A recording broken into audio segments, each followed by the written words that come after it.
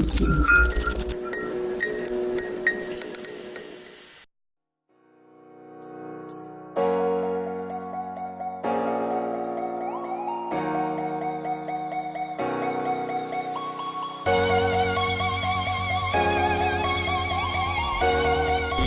d'électricité sciences humaines amin'izao fanomboana zao dia ny eo amin'ny zana-tsehatra malagasy mention étude malagasy sy amin'ny zana-tsehatra communication comment ny ahafantarana azy. Mbola fahasamihafana kely fotsiny ny fanadinana zany dia fanadinana roa ho an'ny formation en ligne session normale sy session de rattrapage.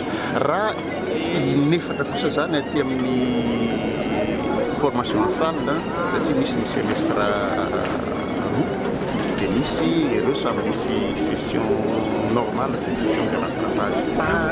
Ny mpianatra rehetra aty amin'ny université moa dia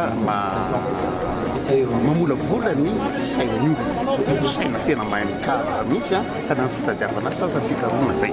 Misy ihany nefa ny asa azo atao hoe voatokana ho an'ireo mpianatra mandalo ao aminay, ao ny asa momba ny teny satria ny tena ladinako zany dia fiteny malagasy amin'ny endriny rehetra sy amin'ny toerana ahitana azy rehetra, hoe teny malagasy ofisialy sy ny teny fiteny faritra rehetra dia teny ato daholo.